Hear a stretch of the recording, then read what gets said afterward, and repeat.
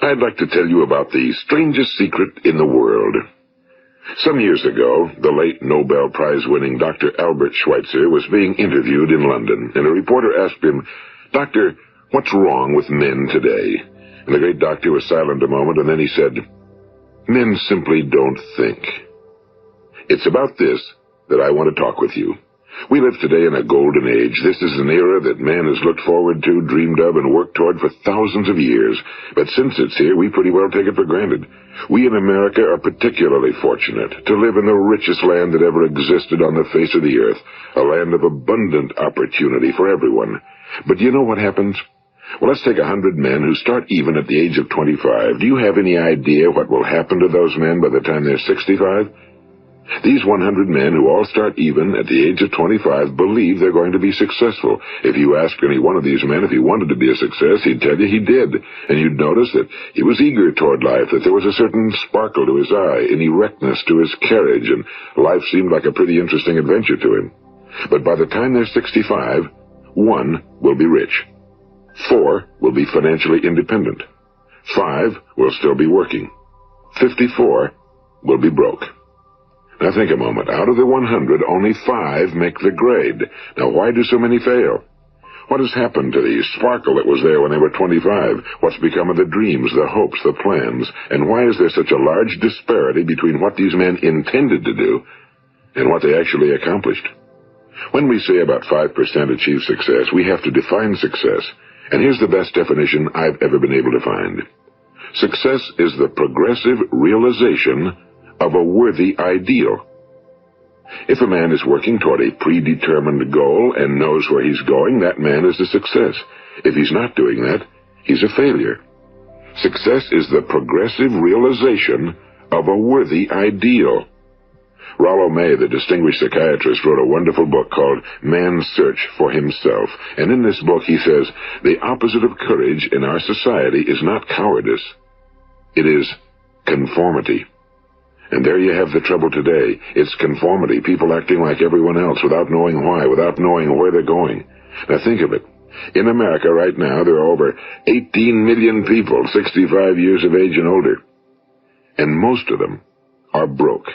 They're dependent on someone else for life's necessities.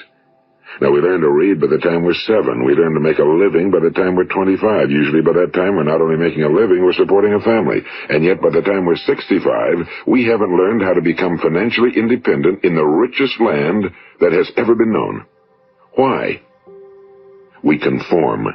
And the trouble is that we're acting like the wrong percentage group, the 95 who don't succeed. Now, why do these people conform? Well, they really don't know. These people believe that their lives are shaped by circumstances, by things that happen to them, by exterior forces. They're outer-directed people. A survey was made one time that covered a lot of men, working men, and these men were asked, "Why do you work? Why do you get up in the morning?" 19 out of 20 had no idea. If you ask them, they'll say, well, everyone goes to work in the morning, and that's the reason they do it, because everyone else is doing it.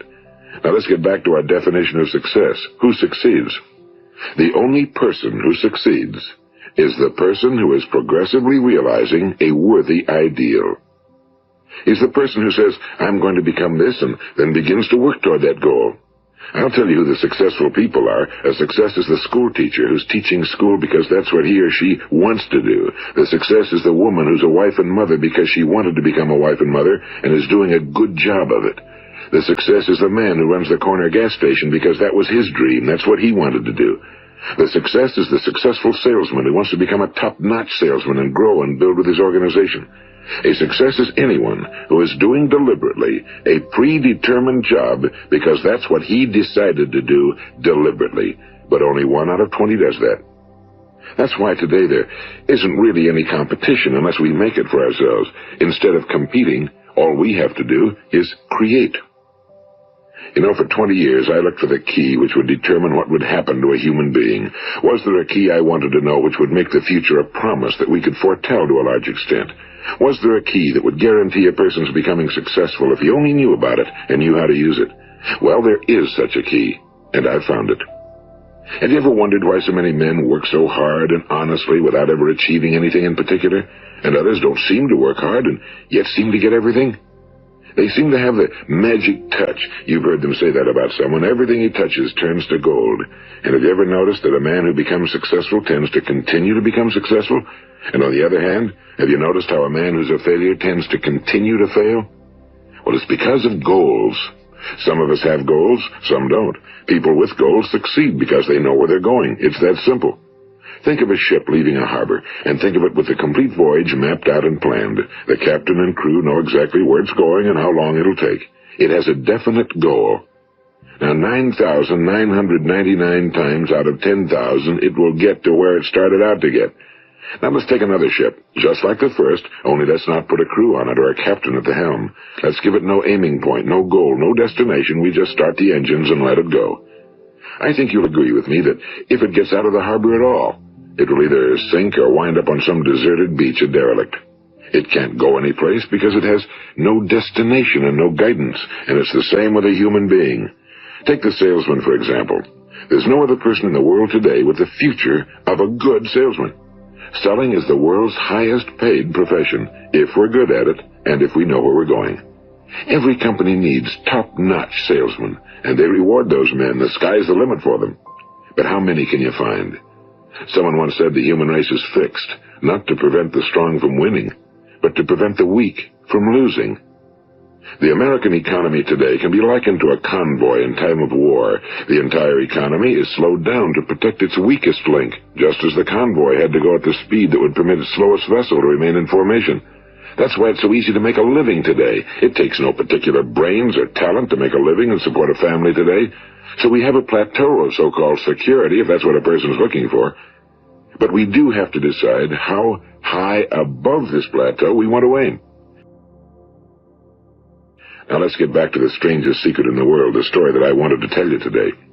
Why do men with goals succeed in life and men without them fail? Well, let me tell you something which, if you really understand it, will alter your life immediately.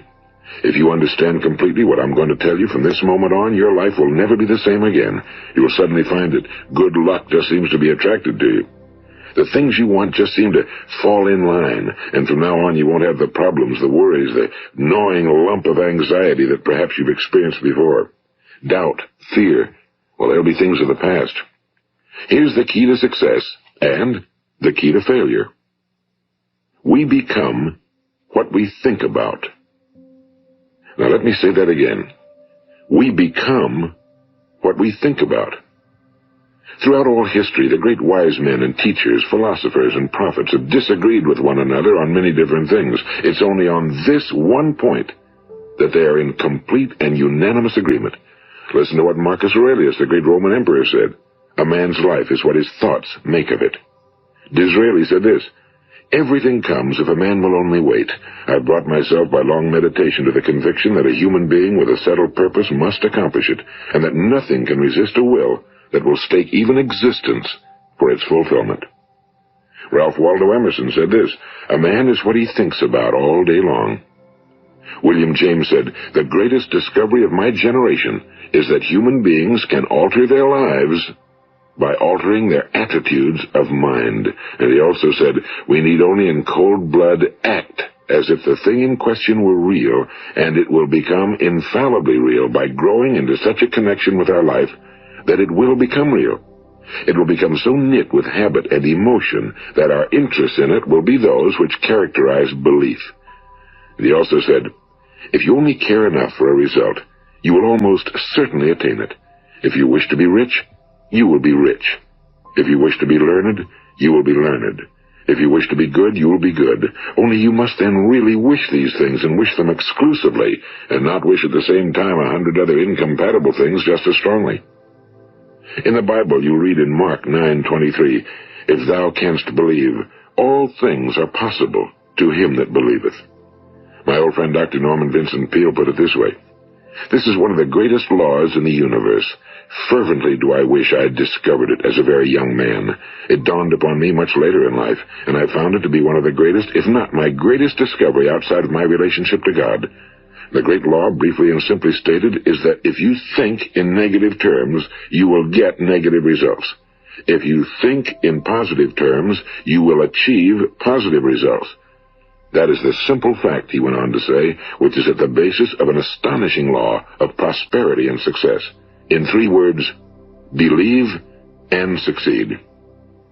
William Shakespeare put it this way, our doubts are traitors and make us lose the good we oft might win by fearing to attempt. George Bernard Shaw said, people are always blaming their circumstances for what they are. I don't believe in circumstances. The people who get on in this world are the people who get up and look for the circumstances they want, and if they can't find them, make them. Well, it's pretty apparent, isn't it?